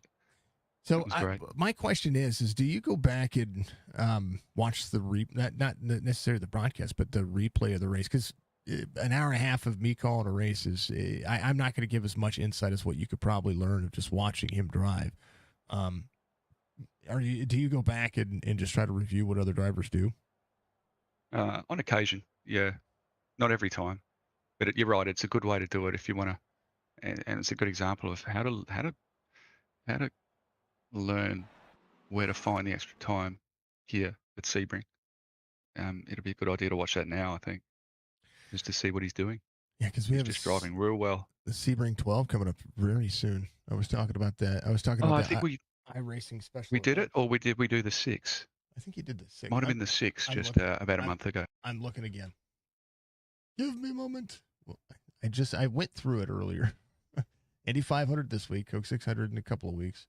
We have Thruxton, Nürburgring, 6 hours of the Glen, Firecracker 400, Spa 24. That's going to be July 11th. What am I missing? Yeah, I think you guys did. You did the 6. You did the 12. It was a 6, yeah.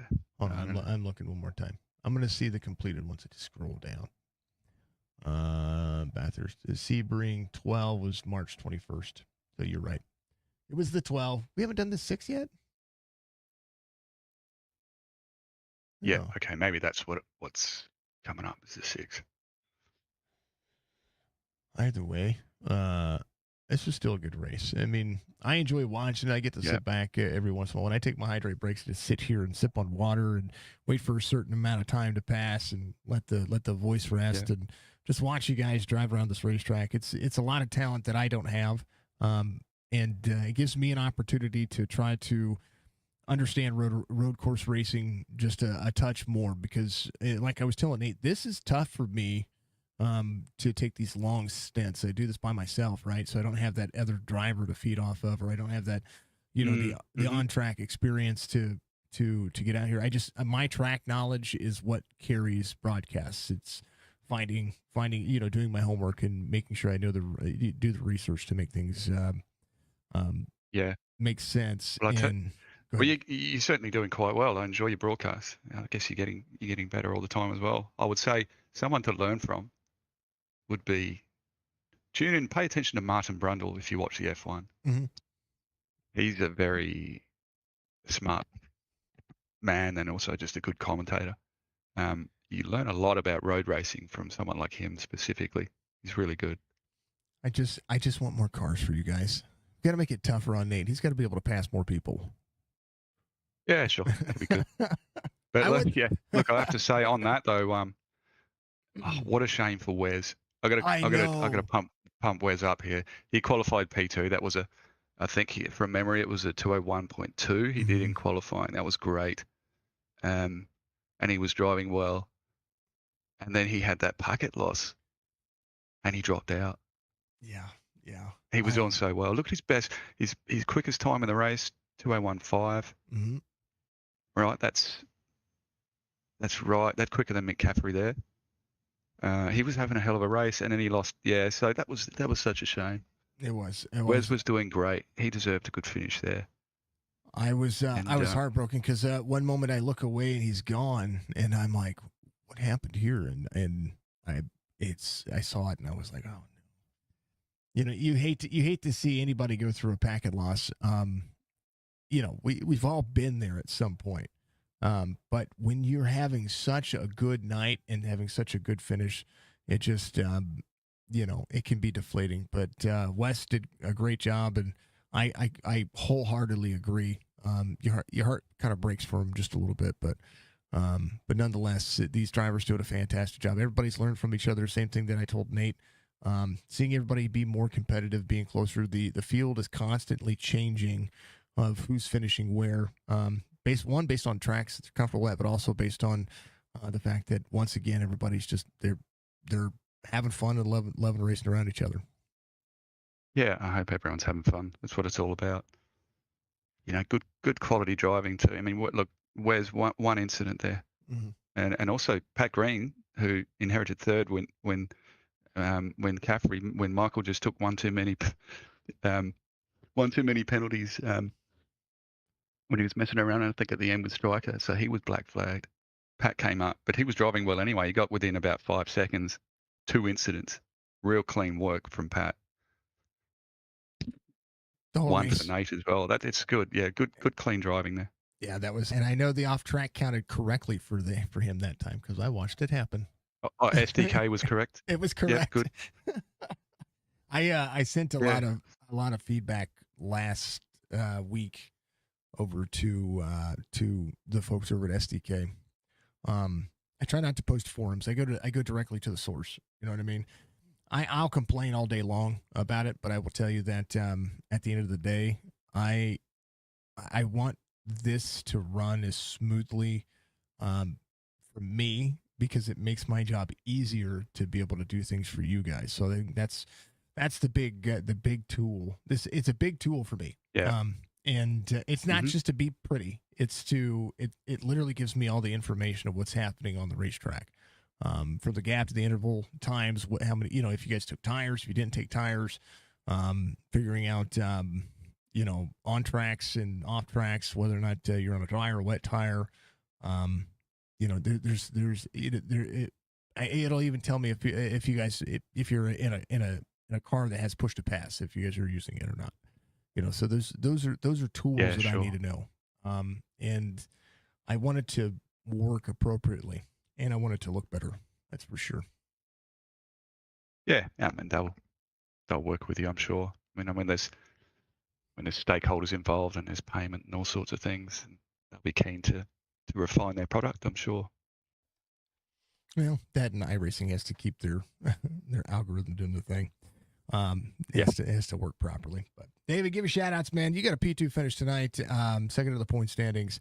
I think it'll be tough to catch you as well. So, but 2 very fantastic racetracks left.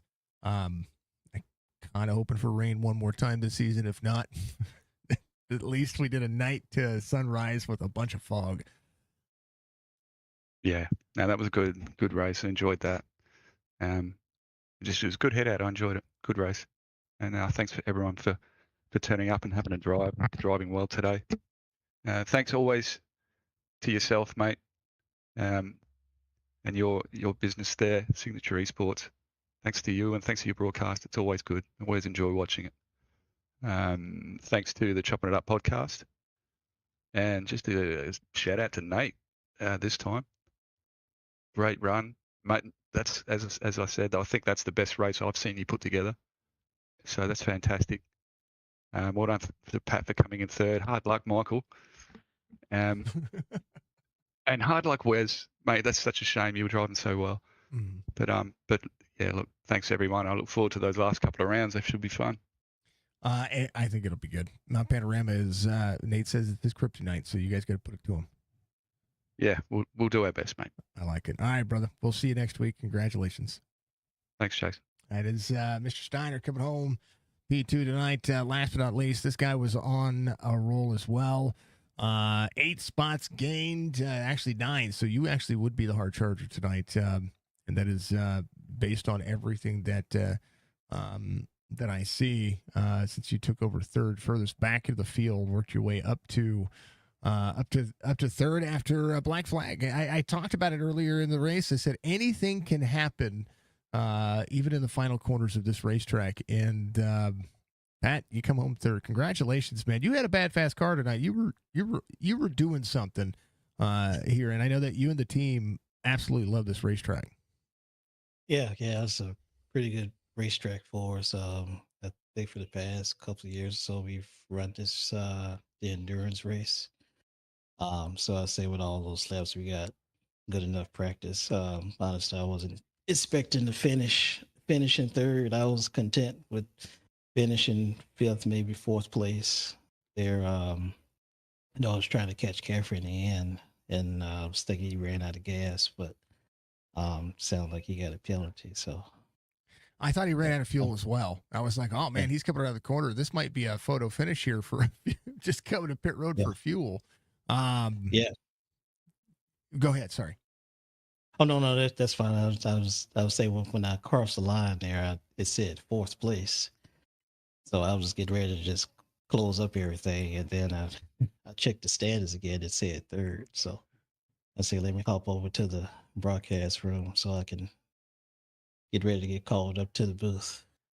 Well, I like getting the chance to talk to you, because it's another insight, right? We're driving Mustangs in the top three over some McLarens. That's a good day. Yeah, that's for sure. I felt bad for Wesley. He was doing pretty good and was expected to finish third, at least in the top three. I was joking with him when we were chatting about it.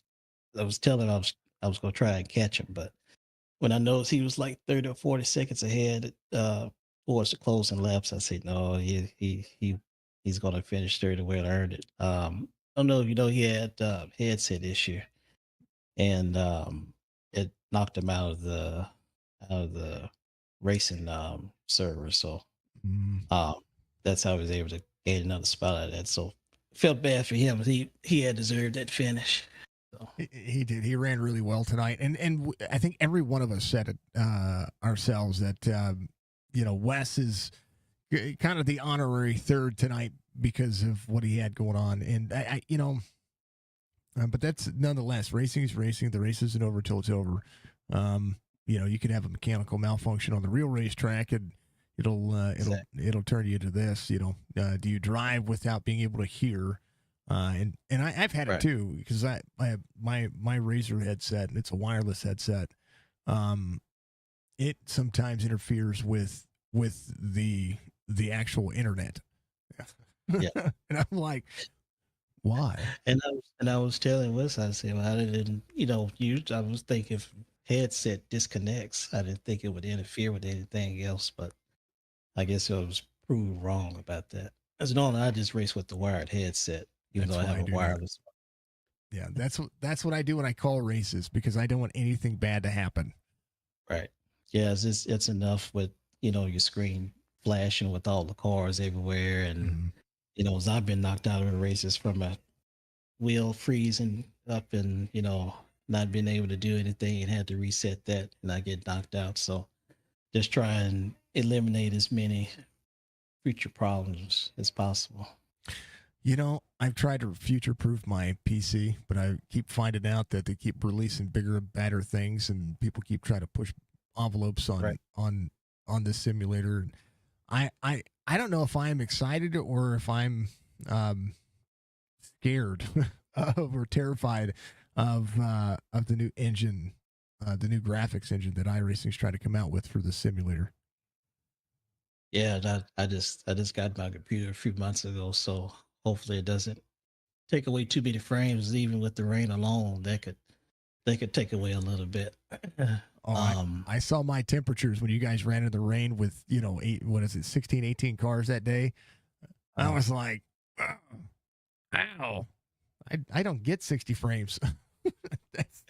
I get 144. That's what I'm supposed to get. And that rain kicked in and it went chug, and the temperatures were up, and I was like, dang. Yeah. How many times you have to normally reset your computer? Oh, I do that every day now. Oh. Or I turn it off. It's the best way.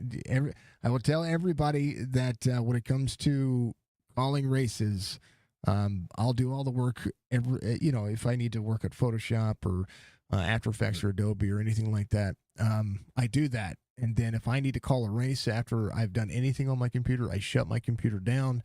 I give it 10 seconds or 30 seconds, depending, and then I turn it back on, and then we just everything's refreshed, and then I've found that minimizes any issues, any cache issues, all of that stuff. Yeah, as normally I try and do that before we do those big endurance races. Is I don't want to be the one out of the group to have some sort of problem. That's happened at least once. Yeah. We've all done it though. It's all happened to all of us. It's insane. But that being said, Pat, congratulations on the P3 tonight. You were still hauling butt and, taking names, and you were hauling the mail. And it looked good. Congratulations, man. Give a shout outs, brother. Yeah, sure. Yeah, I want to thank you for all the good broadcasting work and Signature Sports and Chop Shop fam and all the drivers out there. It was a heck of a race, and it was happy to be a part of it. I wasn't thinking of joining tonight, but I was able to take a little break from work and said I'll just hop in and just run around a little bit, have some fun. Glad I did. Well, you did just that, man. Congratulations, Pat. I will see you sometime this week. Yep, I'll be in the Friday race, so you'll see me again then for Miami. I like it. Homestead's going to be a good track for you. Oh yeah, looking forward to running that Larson line. That's right. That's the way you do it. That's the only way you do it, folks. I mean, there's other things you can do too, but All right, brother. We'll see you later this week. All right, good to chat with you. Let's do Pat Green coming on P3 tonight. Love those people. Known them for a hot minute as well. I got a call. It was a good race, folks. Definitely. How do I put this? It is not only is it a good race, right? This is a good series. I could at times feel like, it could use more drivers. And that is, I just say that because I want to see the field grow, and I want the drivers to have more drivers to race around, have more fun, have more people in their Discord. That's what I envisioned for Chop Shop. This is a good series. The races are again, I like the challenge. It's me figuring things out, me figuring out my call style for GT3. So I can call dirt all day long because it's fast paced. I can call NASCAR all day long, even if it gets spread out. This stuff it's a little tougher, but it's awesome. It's awesome to see. So, yeah, it's a good night. It was a good night of racing. Nonetheless, this one's out of the books. They do. I think Nate might just have the points for the championship, but there's still 2 races left, and there's bragging rights. And we'll see how Mount Panorama goes next week, and then we're going to Cirque du Spa. That's going to be a fun race as well. So a lot of drivers going to have some fun. Nate just needs to qualify and just let these drivers run. Be the guy. Qualify. Or don't. I mean, he can keep doing what he's doing. He enjoys running around everybody. So, but I don't know. I don't know how I feel about it. All I know is that I do enjoy this Monday series. I do enjoy road course racing, even though I couldn't see a darn thing hardly at all. And hopefully you folks were able to see enough. Hopefully it worked out. I'm going to go back and rewatch the broadcast and see what it looked like from your guys' point of view. I know what it looks like on my monitor, but watching it from a television screen on our YouTube channels, it's kind of the same thing. So I want to make sure that we do that. But Nate gets his 13th win of the season. Chopp'N Up podcast, giving you all the action. Thank you to Admin Box Track Racer Ball Status, B&B Music, and of course, all the folks that continue to help Chop Shop grow, including their admins. Nate's an animal, folks. He is. David said that he thinks that this is his best race that he put together. I think that. I mean, I can agree. But I will tell you that as far as the circuit goes, it was one of the closer finishes that we had to. I know 10 seconds might seem like a lot, but we've watched Nathan finish 30, 45 seconds ahead of drivers, 20 seconds ahead of drivers, and the racing was closer. So it was a better overall race as far as each driver goes. And like I said to Nate, like I said to David, and I'll say it time and time again, drivers are just getting better, it's getting more comfortable, and have more fun.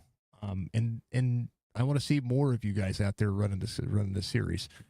Regardless if I call any more races with the GT3 series or not, it would be cool because I'll get in to spectate, or I'll watch the broadcasts, or if they haven't broadcasted again, I whatever the case may be, I like this. It's entertaining and it's tough, and I think it's good. So that was an hour and a half of racing, the 2-hour broadcast. 2.5 hour. Holy cow! We flat went with some time today.